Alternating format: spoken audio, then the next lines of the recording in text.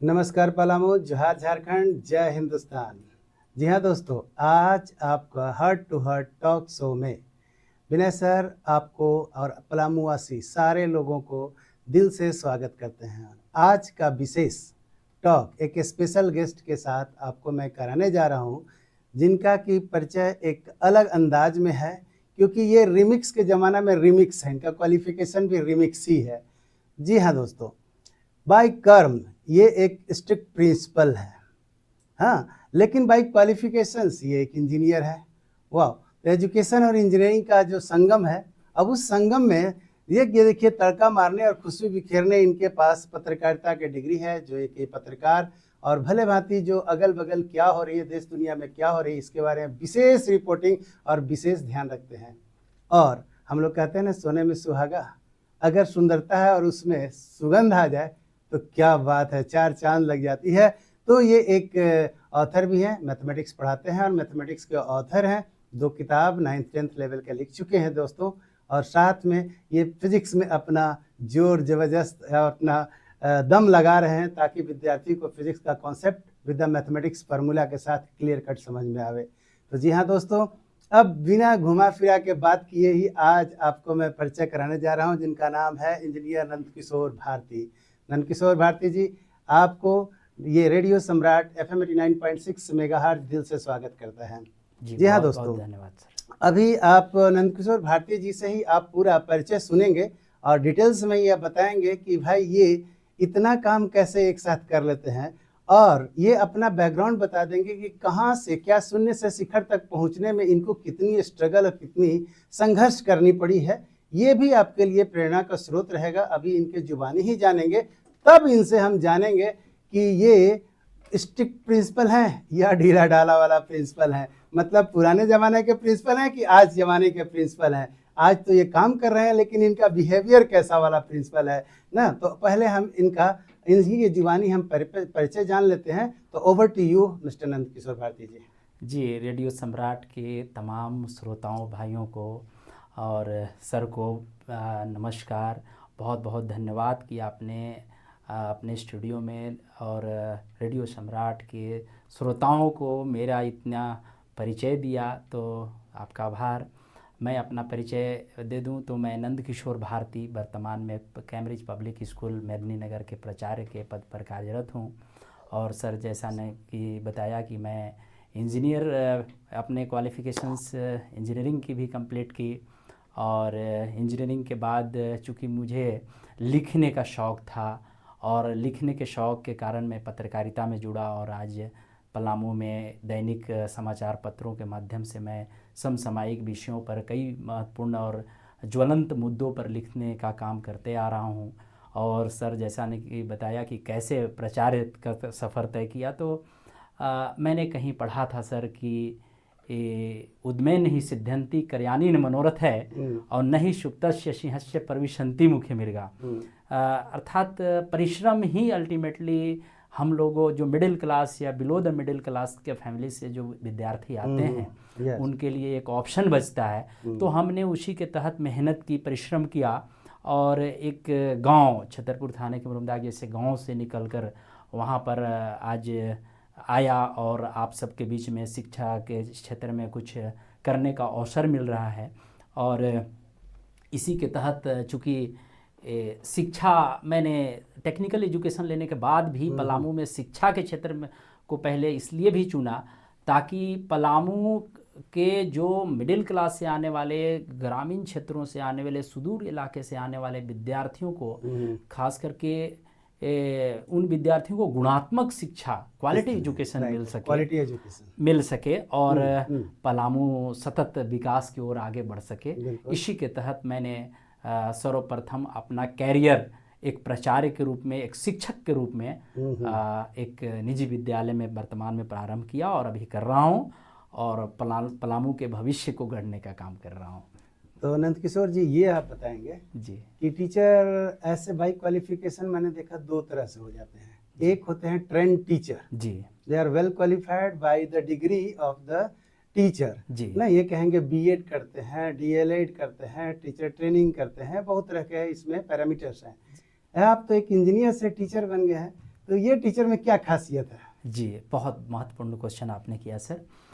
कहीं न कहीं इंजीनियरिंग जो भी टेक्निकल एजुकेशन है, तकनीकी शिक्षा है, प्रौद्योगिकी शिक्षा है, राइट। वो कहीं न कहीं शिक्षा में भर्सटिलिटी लाने का काम करता है। तो वो तो मैंने अध्ययन किया, और कहीं न कहीं टेक्निकल एजुकेशन में किसी भी विषय के जो महत्वपूर्ण तथ्यों को, जिसको हम लोग टेक्निकल नॉलेज कहते हैं या बेसिक्स कहते हैं, कैसे एक साधारण तरीके से गणित के जो विषय है उसके प्रश्नों को सरल किया जाए, अन्य विज्ञान से संबंधित प्रश्न हैं उनको कैसे सरल किया जाए, उस विषय में तो मैंने अध्ययन किया ही। लेकिन मैं जब शिक्षक बनने चला तो जैसा कि आपने कहा कि जो प्रशिक्षित शिक्षक होना चाहिए, तो उसमें भी मैंने पहले प्रशिक्षण लिया। अच्छा। जो मैंने बीएड किया, और बीएड करने के बाद ही मैं शिक्षा जगत में प्रवेश भाई किया। आप पढ़िए रहे हैं क्या लगातार? जिंदगी सर जीने का नाम है, सीखने का नाम है। और पहले भी एक किसी विशेषज्ञ ने कहा था कि साहित्यम संगीत्यम कलाविहीन साक्षात पशु बिना पुक्षविषा नहीं न तृण न खादनपि जीव मानस्तद भागध्यम परम पशु नाम। अर्थात जो साहित्य से, संगीत से, कला से, शिक्षा से व्यक्ति यदि अपरिचित है तो वह बिल्कुल घास न खा करके, बिना पूंछ बिना सींग के, जैसे पशु होने के लिए भी कुछ मतलब एजुकेशन एक आपका लर्निंग प्रोसेस कंटिन्यूअस है और लाइफ लॉन्ग का प्रोसेस है। और इसी कड़ी में मैं थोड़ा सा ऐड कर देना चाहूँगा कि इंजीनियरिंग का मतलब हमें जहाँ तक समझ में आती है, एक डिजाइनर होते हैं, बिल्कुल डिजाइनर होते हैं। बिल्कुल बिल्कुल। अब इंजीनियरिंग में डिजाइनिंग हमको लगता है कि लोहा, पत्थर, पुल ये सब तो होता ही है। जी जी जी। तो जब बिना जान वाले लोहा को तराश करके आप लोग प्लेन बना के इंजीनियर लोग उड़ा देता है, तो आपके पास तो जान वाले विद्यार्थी हैं। आप क्या नहीं करेंगे, उसमें जान फूंक ही देंगे। तो हमें लगता है कि ये इंजीनियरिंग पार्ट का जो आपका नॉलेज है, वो वाइड नॉलेज एजुकेशन में हमको लगता है बहुत बेहतर ढंग से डिजाइन करने में आ जाएगा। प्लस दूसरा चीज़ जो समझ में आती है इंजीनियरिंग के पढ़ाई में, वो ये समझ में आती है कि इंजीनियरिंग वाले लोग एप्लीकेशन सेक्शन बहुत अच्छे से पढ़े होते हैं। करेक्ट। एक थ्योरी सेक्शन जो होता है, जो लोग टीचर ट्रेनिंग या टीचिंग में या स्टडी में, एकेडमिक स्टडी में पढ़ता है, लेकिन जैसे टेक्निकल में जाइएगा तो वो थ्योरी का एप्लीकेशन सेक्शन बहुत धांसू ढंग से पढ़े रहते हैं। बिल्कुल। और वो एप्लीकेशन सेक्शन मतलब जो पढ़ रहे हैं उसका अगर यूज करना कोई इकोनॉमिकली सीख जाए तो इस तो कहा जाता है कि वर्सटाइल डिग्री मिल गया है। तो हमें लगता है कि ये आपको माइलेज दे रहा होगा। जी जी ना जी। एक चीज़ और भी इंजीनियरिंग वाले लोग को सिखा दिया जाता है कि हमको लगता है कि इंजीनियरिंग किसी भी कंडीशन में और कितना भी कम समय क्यों न रहे और कितना भी कम मीन्स क्यों न रहे, बेहतर कैसे करेंगे इसका भी अब इंजीनियरिंग में पढ़ाई हो जाती है। प्रबंधकीय गुण। हाँ, प्रबंधकीय गुण। तो हमको लगता है कि ये अगर आप लिए हुए हैं और ट्रेन टीचर तो है यही, तो हमको लगता है कि बेहतर एक मैनेजमेंट और बेहतर एक टीचर साबित हो रहे हैं आप, और अच्छा कर रहे हैं। अच्छा ये बताइए, एक तो कहते हैं ना, दोस्तों का दोस्त दुश्मनों का दुश्मन, लेकिन आपके ऊपर ठीक नहीं पड़ता है, दोस्तों का दोस्त दुश्मनों का भी दोस्त। ठीक है, तो ये कैसा वाले है आपका बिहेवियर, इस तरह से कैसे है कि भाई आप गुड बेटर बेस्ट हैं, बैड वर्ड नहीं है आपके अंदर? जहाँ तक मैं देखता हूँ कि जो लोग दिल से याद किया, हिचकी लगा नहीं कि आप वहाँ हाजिर हो जाते हैं। आप बताइए इसके बारे में। सर मैं यही करना चाहूँगा। मैंने बचपन में एक बहुत ही सरल अपने शिक्षकों से एक कहावत सुना था कि मैं निजे सोशल एनिमल, आदमी जो है वो सामाजिक प्राणी है, और किसी न किसी रूप में समाज में व्यक्ति को अपना कंट्रीब्यूशन, अपना सहयोग देना चाहिए। इसी के तहत मैं जो भी व्यक्ति लोग मुझे जिस रूप में याद करते हैं, भाई के रूप में, बेटा के रूप में, दोस्त के रूप में, मैं सबके साथ खड़ा रहता हूं और सबके साथ कोशिश करता हूं कि अपनी खुशियों को बांट सके, उनके किसी भी कार्य में मैं मदद आ सकूं, और सबके साथ मिलजुल के रहूं। आप लोगों का आशीर्वाद मिलता है। अच्छा, ये टीचिंग लाइन में अभी तक आपके पास ऐसा हुआ कि जिससे आप बहुत ज़्यादा उम्मीद लगाए हुए थे, अंत में जाके धोखा हो गया? हाँ सर।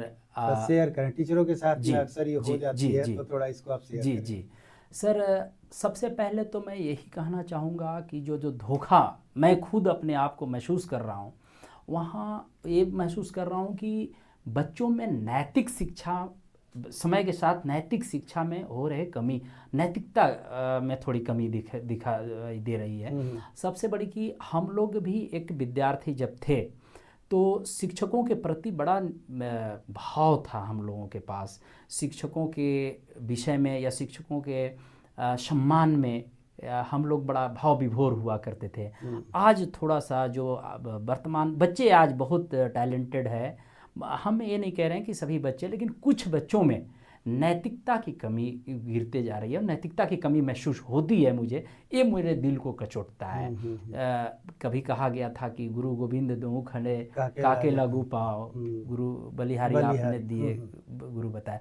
तो मैं कहना चाहता हूँ कि गुरु की इतना सम्मान था, इतना रिस्पेक्ट था, हम लोग भी अपने गुरु को बहुत सम्मान के साथ, नाम और अदब के साथ उनको परिचय देते थे। लेकिन आज थोड़ा सा इसमें कुछ कमी महसूस मैं करता हूँ, तो यहाँ पर मुझे थोड़ा सा जी। आप भी पढ़ा रहे होंगे, मेरे को भी ऐसा मौका मिलता है, तो हमने जो फील किया है, आपने भी ये फील करते होंगे कि जो शहरी तबका के गांव के शहरी लोग हैं ना, उसमें मॉडर्निटी बहुत हावी है, वेस्टर्नाइजेशन हावी है। लेकिन अभी भी गांव के लड़के जो है ना, उस एक बार अगर टीचर कह दे तो वो टिकुआ की धार जिसको बोलते हैं ना, एकदम चूटी जैसा लाइन में एकदम खड़े हो जाते हैं। एकदम सही बात। तो ये जो चेंज आया, एक ही क्लास में 2 तरह के विद्यार्थी हो जाते हैं और ये टीचर को भी समझ में नहीं आता है कि करें तो क्या करें। एक मतलब हाई फ्रीक्वेंसी हाई बीट्स वाला स्टूडेंट्स हो जाते हैं और दूसरा मॉडरेट बीट वाले स्टूडेंट होते हैं। तो इसको सामंजस्य बैठाने में कितने आपको डिफिकल्टीज अभी आ रही है अभी मॉडर्न समय में? जी जी। तो सर ये थोड़ी सी है समस्या, इस आपने बिल्कुल सही बात रखा है कि जो शहरी क्षेत्र से बच्चे आते हैं और जो ग्रामीण क्षेत्र से बच्चे आते हैं, दोनों के सोच समझ, जो दोनों के लिविंग कंडीशन, दोनों के सोचने समझने की क्षमता और बहुत तरह के अंतर हैं। तो उन बच्चों के बीच में तो मैं खुद प्रयास करता हूं कि उन बच्चों को सबसे पहले सबको इक्वल लाऊं, समान स्थिति लाऊं। उन लोगों से पहले व्यक्ति पर्सन टू पर्सन टॉक करके या लोगों को अपनी बातों से प्रभावित करके उनको अपने समान स्तर पर लाऊं, और उसके बाद जब बच्चे जैसे 30 मिनट या 40 मिनट्स के अगर क्लासेज हैं तो 5 मिनट उसको मैं रखता हूं नैतिक शिक्षा को लेकर के, नैतिकता के विषय में बताएं। जो डिमोटिवेटेड हाँ, हैं, डाइवर्टेड होते हैं, उनको सही रास्ते पर लाऊं, उनको बताऊं कि आज की क्लास यदि मैं किसी विषय पर बताने जा रहा हूं तो उस विषय का महत्व क्या है, ताकि बच्चों में थोड़ा जिज्ञासा हो, क्रिएसिटी हो, और उसके माध्यम से बच्चों की जो एक थिंकिंग लेवल हो, एक स्टैंडर्ड में आ जाए, चाहे बच्चे ग्रामीण हो या शहरी हो। इसके बाद हम उस विषय को विस्तृत जानकारी दें और इसके बाद बच्चे उस शिक्षा उस विषय को। अच्छा, ये बताइए कि आप प्रिंसिपल भी हैं, टीचर तो हैं ही, आप प्रिंसिपल भी हैं। अब ये प्रिंसिपल में डराने का 2 तरीका होता है, एक तो डंडा वाला और दूसरा चुप रह करके। ये कौन वाला प्रिंसिपल है आप? थोड़ा कठिन विषय है सर, क्योंकि जो व्यक्ति प्रबंधकीय कार्य करता है उसको अपने व्यवहार में बहुत परिवर्तन लाना पड़ता है।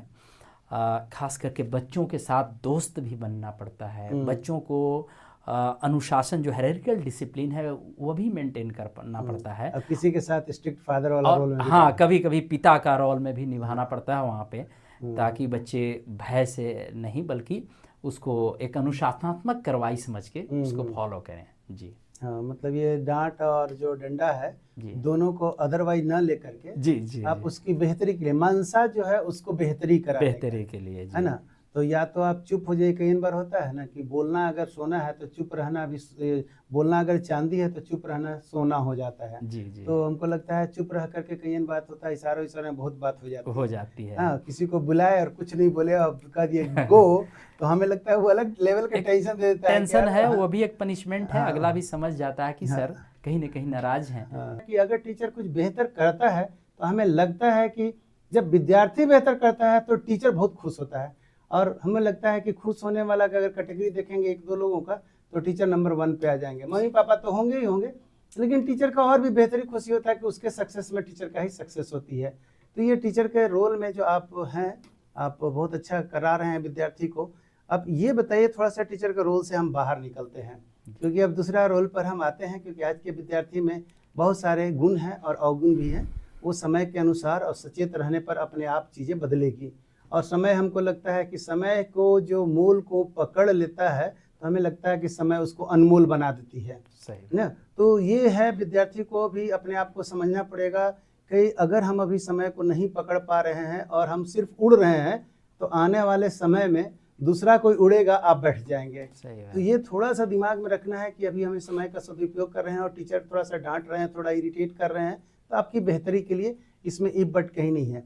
अच्छा, ये नंदकिशोर जी ये बताइए कि अभी आप एक पत्रकार हैं दैनिक उज्ज्वल ना जी, जिसका पलामू का ब्यूरो चीफ भी है। जी जी। तो दैनिक उज्ज्वल में जब समसामयिक लिख रहे हैं, डेली हैपनिंग आप लिख रहे हैं, घटनाएं लिख रही हैं, पलामू किस तरह से बदलते चल रहा है और स्पेशली फोकस अगर करेंगे ना तो यहाँ का जो इकोनॉमी है, इकोनॉमी का मेन सोर्स क्या है आपके नज़र से, कैसे देखते हैं इसको? जी बिल्कुल सर। सबसे पहले तो मैं बात करूं पलामू की जो इकोनॉमिकल डेवलपमेंट के विषय में, तो पलामू का इकोनॉमिकल डेवलपमेंट थोड़ा स्लो है। और स्लो है इसलिए क्योंकि यहाँ का जो इकोनॉमी है वो बिल्कुल सेकेंडरी या प्राइमरी जो टर्शियरी है सेक्टर जिसको हम लोग कहते हैं उस पे निर्भर है। या तो खेती गृहस्थी है, खेती बाड़ी पशुपालन है, या तो उससे रिलेटेड चीज़ें हैं। यहाँ पर टर्शियरी या जो तृतीय सेक्टर है वो मुख्य रूप से नहीं के बराबर है। तो मुख्य स्रोत तो वहाँ से है। लेकिन मैं यदि केवल पर्टिकुलर पलामू की बात करूँ, डेवलपमेंट की बात करूँ, इकोनॉमिकल डेवलपमेंट की बात करूँ, तो यहाँ का डेवलपमेंट आशातीत नहीं है।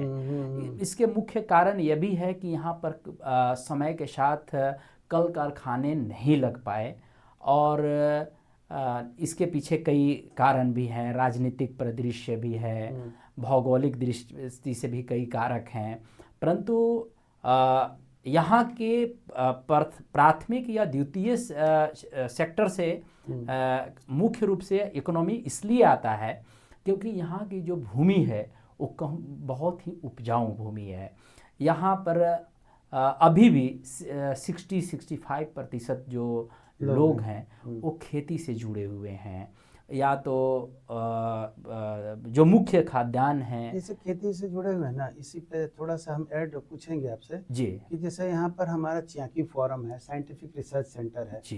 ये फोरम जरूर है, साइंटिस्ट भी जरूर हैं, लेकिन हम देखते क्या है कि यहाँ से इनका जो नो हाउ है, जी जानकारी है, वो गांव तक एक सही डायरेक्शन में प्लान्ड वे में नहीं गया है एक तो कहीं कहीं गई हुई है, कुछ सफल लोग कर रहे हैं, लेकिन एक होता है ना प्लानिंग के तहत हम लोग किस समय में कौन भूमि पर कौन सा हम खेती करें कि हमें ज़्यादा बेनिफिट मिल सके, इसका एक प्रॉपर ट्रेनिंग होती है।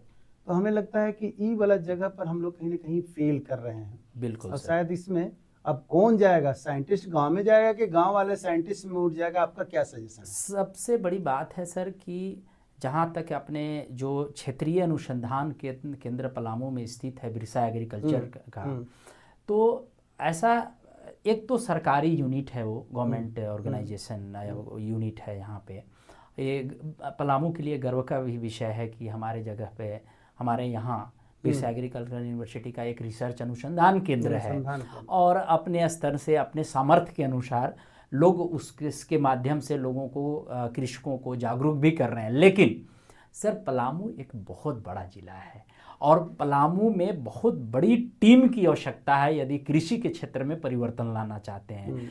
कृषि अनुसंधान केंद्र चियाकी में यदि 4 और 6 या 10 या जो भी एक सीमित संसाधनों के अंतर्गत सीमित जो वैज्ञानिक हैं वो लोग इतने बड़े क्षेत्र को कवर नहीं कर सकते हैं। पारा टीचर हैं, वैसे तो कृषि मित्र भी बने हुए हैं, कृषि मित्र भी बने हुए हैं, लेकिन आज भी पलामू के कई ऐसे ग्रामीण क्षेत्र हैं जहां पर सरकार या सरकार के यूनिट्स जो हैं वहां तक नहीं पहुंचे हैं। यह कड़वी सच्चाई है और ये कहते हुए मुझे थोड़ा सा मन कचोटता है कि आज़ादी के 77-78 वर्ष बीत जाने के बाद भी मना लिए, अमृत महोत्सव भी मना लिए, लेकिन आज भी पलामू के कई ऐसे गांव हैं जहां पर बिजली नहीं पहुंची है, जहां पर सड़कें नहीं पहुंची है, जहां पर आज भी जो मूलभूत आवश्यकता है उन आवश्यकताओं से लोग वंचित हैं।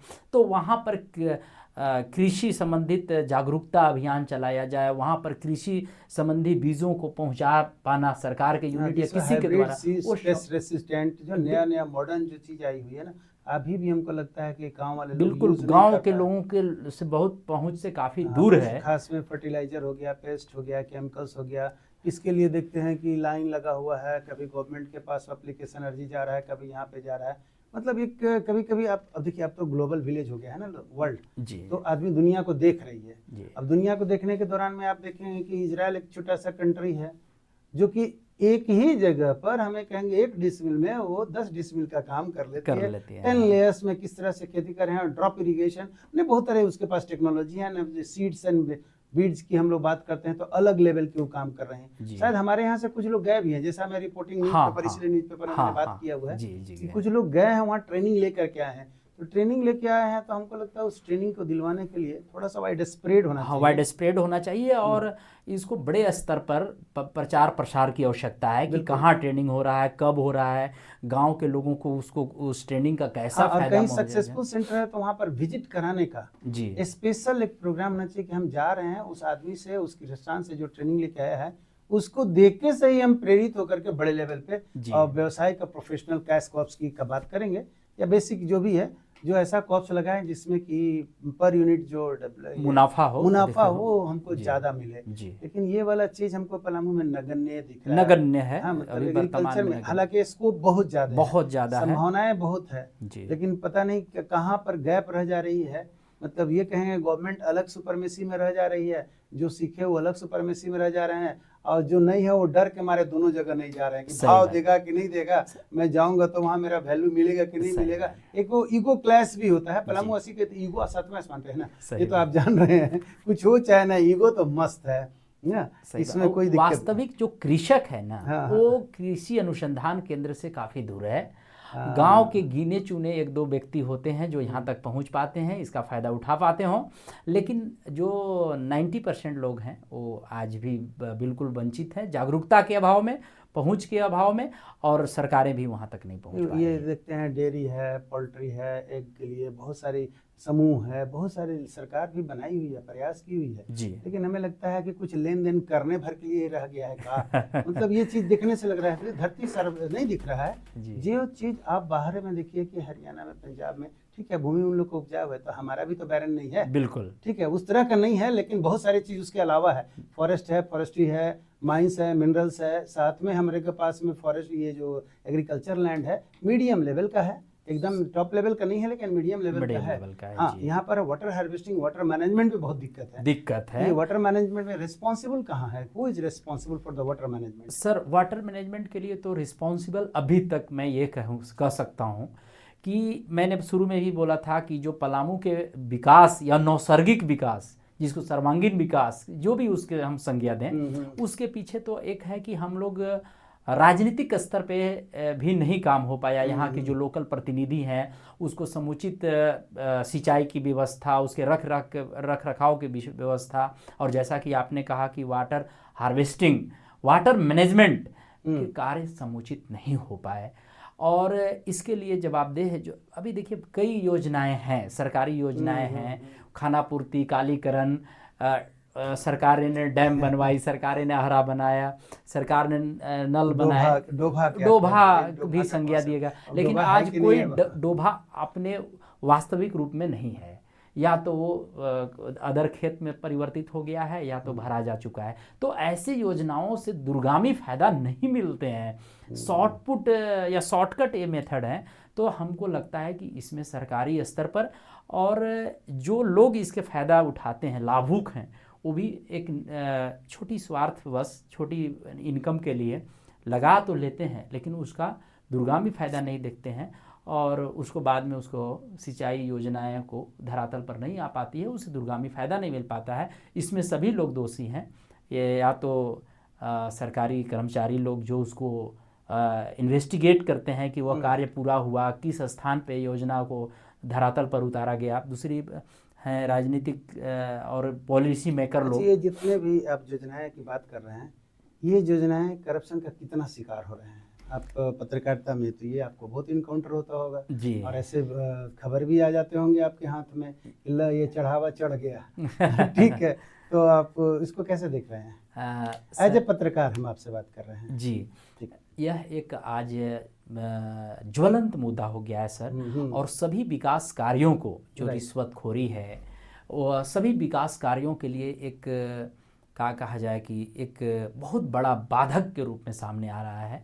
लेकिन प्रशासनिक तौर पे, व्यक्तिगत तौर पे, सामाजिक तौर पे लोगों को इससे जागरूक होकर इसके विरुद्ध खड़ा होना होगा, और खड़ा होंगे तो कहीं न कहीं सिस्टम में सुधार होगा। सिस्टम हम और आपसे बनता है, और हम लोग को मिल के काम करने की आवश्यकता है। लेकिन एक कड़वी सच्चाई है कि यह एक नाशुर बन गया है समाज के लिए। इसको ख़त्म करने के लिए थोड़ा सा समय लगेगा, और बहुत कुछ चीज़ों को निछावर भी करना पड़ेगा। सेल्फ से जब तक ऊपर थोड़ा सा नहीं उठेंगे लोग ना, तो हमें लगता है कि समस्याएं रहेगी। सेल्फ से थोड़ा सा ऊपर कि हम थोड़ा सा त्याग करेंगे तो सामने कुछ बड़ा होने वाला है जी। और वो जो बड़ा होगा ना, तो बहुत लोगों के बीच में बड़ी चीज परिवर्तन होगी। लेकिन ये वाला चीजवा लोग छोड़िए नहीं रहे हैं जी। जो बाबू लोग हैं सो कॉल्ड है ना।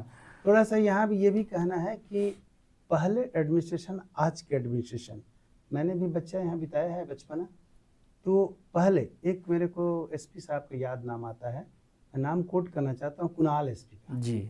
उस समय मैं स्कूल में था। माय गुडनेस, मतलब उस समय 24 घंटा में शहर खाली था, लैंड और कोई बड़ा हो या छोटा हो, उनके लिए उनके सामने कोई पैर भी नहीं। और हमें लगता है कि शायद शिकार इतना वो हो गया सिस्टम का कि जाके मंदिर में बैठ गए। लेकिन वहाँ भी बहुत कंस्ट्रक्टिव काम किया। आपने सुना होगा महावीर मंदिर बनवाया है, जो कि एकदम गली गली महावीर कैंसर संस्थान, हाँ कैंसर संस्थान बनाया। जो आदमी बड़ा सोच रखता है बड़ा ही काम करता है, तो वो एक आइकन के रूप में, कई लोगों के आइकन के रूप में रहे। हम लोग के आज इंप्रेशन बनाया, वो यहाँ है कि नहीं है, बात हो रही है।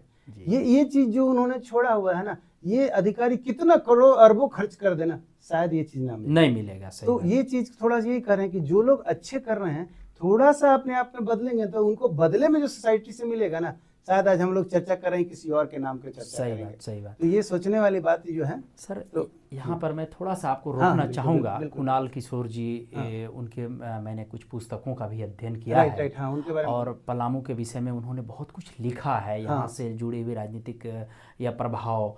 तो यहाँ पर जो मुख्य मैं जो महसूस करता हूँ कि आज भी लोग प्रतिभावान लोग हैं, मैं इनके ऊपर उंगली नहीं उठा रहा हूँ, लेकिन आज कहीं न कहीं सरकार और इनके ऊपर की जो पदाधिकारीगण हैं उनका हस्तक्षेप इनके ऊपर बहुत ज़्यादा है, और ये भी अपने आप को उन लोगों के जो दायरे है, परिधि, पेरीमीटर है, उससे बाहर नहीं निकल पा रहे हैं। और यही हिम्मत की बात कर रहे हैं जी, हिम्मत बाहर निकले थे और लोग नहीं जुटा पा रहे हैं। और कुणाल किशोर ने भी अपनी पुस्तकों में लिखा है कि मैं पलामू में रहते हुए किस तरह के चैलेंजेस मेरे सामने आए, और मैंने उन चैलेंजों से कैसे फेस किया।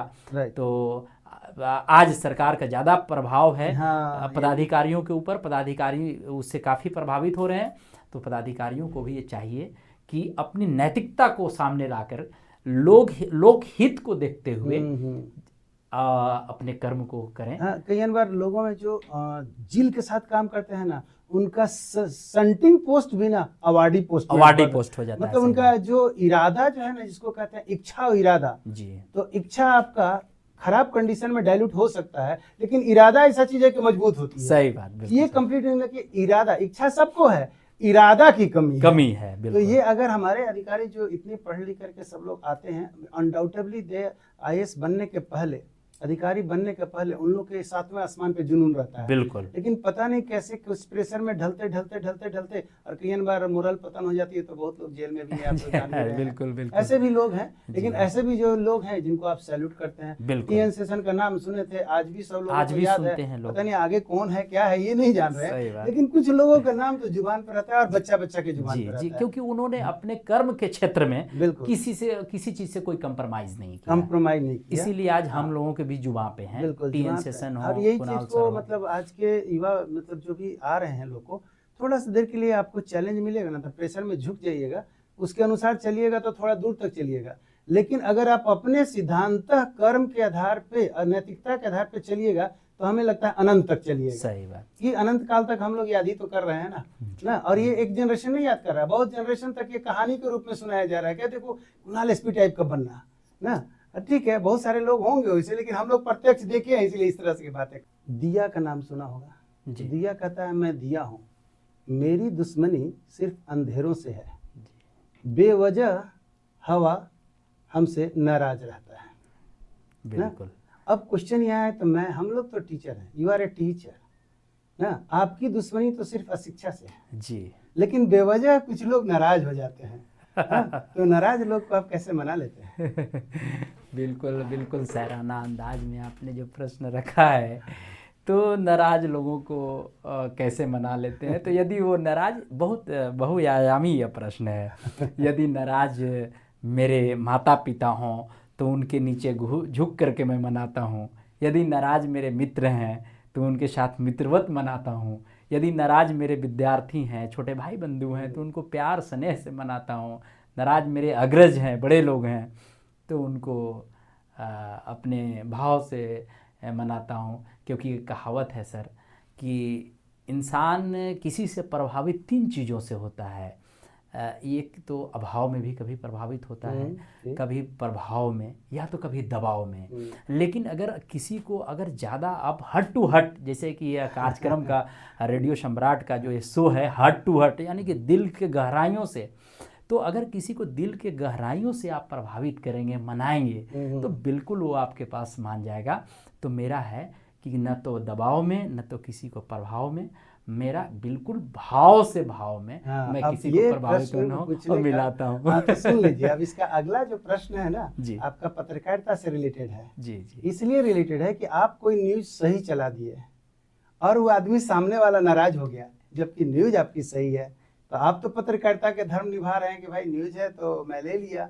अब सामने वाला तो हर्ट हो गया कि यार ये चीज नहीं आनी चाहिए। ऐसा बहुत सारी न्यूज होती है। हाँ। उस समय आप क्या करते हैं? ये मूल क्वेश्चन के पीछे ये बात थी। सही बात, बिल्कुल सही सर। देखिए सर, चाहे जिस भी क्षेत्र में जो व्यक्ति है वो अपने 100% देने का प्रयास करता है। यदि न्यूज है या चैनल्स हैं या रेडियो है या जो भी क्षेत्र में है, आप एक शिक्षक हैं या आप एक इंजीनियर हैं, तो वो 100% अपना योगदान सही डायरेक्शन में देने का प्रयास करता है। लेकिन यदि कोई प्रभावित हो जाए, थोड़ी किसी तरह से प्रभावित हो जाए, हर्ट हो जाए, तो मैं यही कहूँगा, अच्छा, सत्य तो कड़वा होता है। हाँ, सत्य तो कड़वा होता है, थोड़ा सा तो करेला नीम टाइप का लगेगा उसको। जी। तो भाई ऐसे में जो भी लोग हर्ट होते हैं, मैं उनसे कहता हूँ कि इसको दिल में लेने की ज़रूरत नहीं है।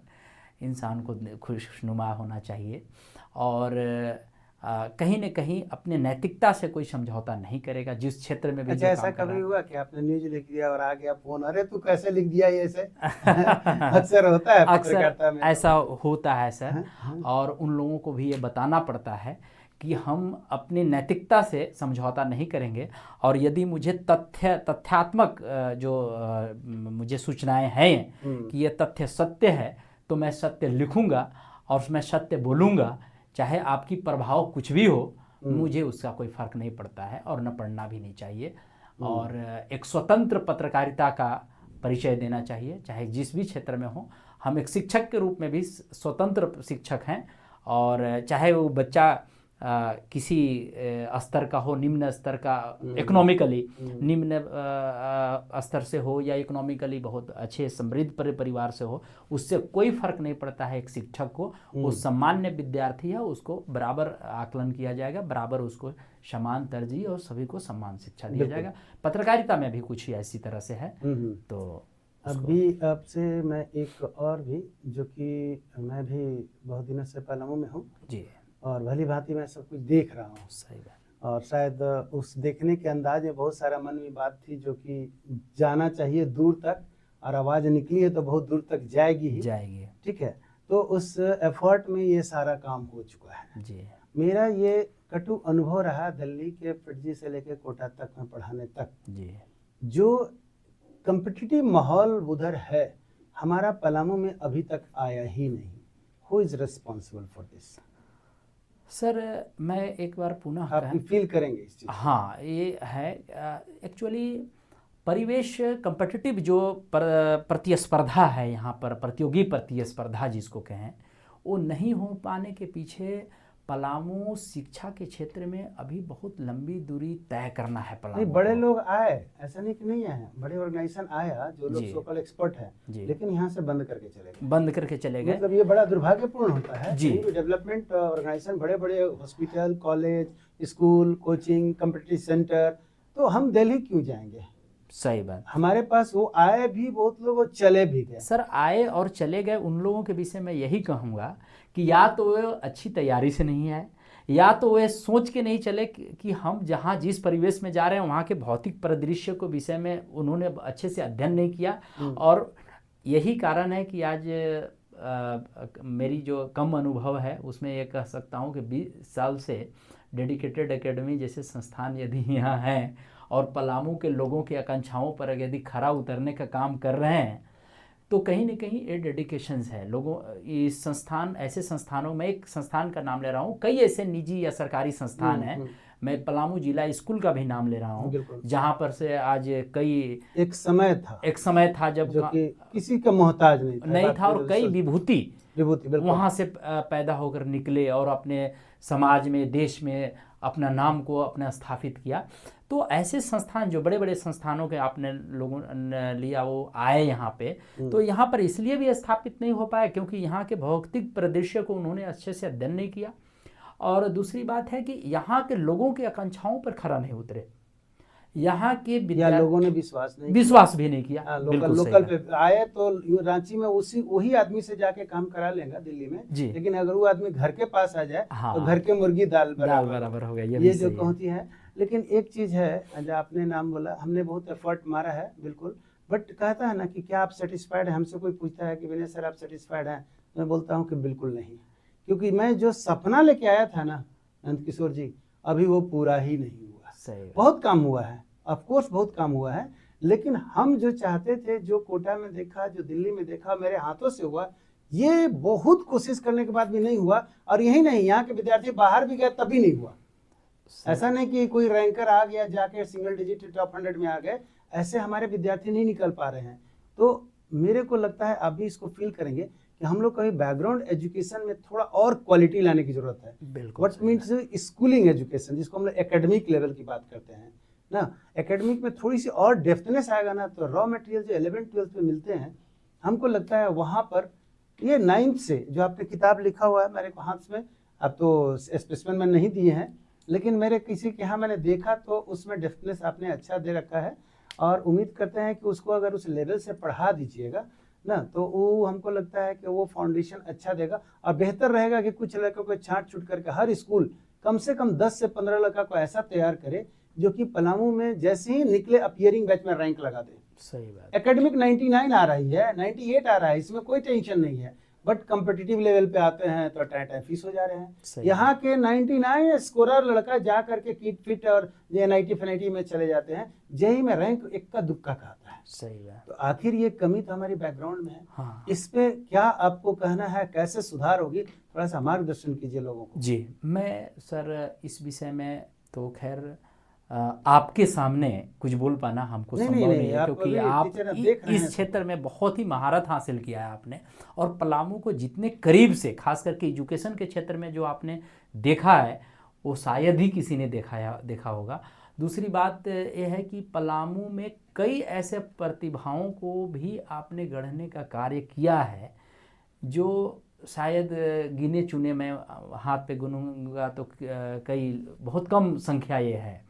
फिर भी अगर हमसे आपने ये प्रश्न किया है तो मैं अपने कम अनुभव के आधार पर यही बताना चाहूँगा कि यहाँ के लोग खास करके शिक्षा के क्षेत्र में बेसिक्स पे ध्यान नहीं दे रहे हैं। हम लोग बेसिक एजुकेशन को मजबूत करें, और basic education in the sense की जो फाउंडेशन है वो फाउंडेशन को सही करने की आवश्यकता है। और जैसे यहाँ के विद्यार्थी जो पलामू जिले के विद्यार्थी हों, वो कब जागृत होते हैं, जब वो 11th-12th में आ जाते हैं। तब तक उनके पीछे बहुत सारा न्यूटन और थेल्स सब पार हो गया होता है, यूक्लिड वगैरह सब पार हो गया होता है। लेकिन वहाँ पर आकर के वो मेहनत करने का बहुत प्रयास करते हैं, लेकिन विद्यार्थी सफल नहीं हो पाते हैं। पलामू के ही विद्यार्थी बाहर में जा कर के बहुत अच्छे मुकाम पर हासिल कर रहे हैं। बहुत मेहनत लेकिन करना पड़ता है, बहुत मेहनत करना पड़ता है, क्योंकि हमारा जो बेसिक्स है, जो फाउंडेशन है, वो कमी रह जा रही है।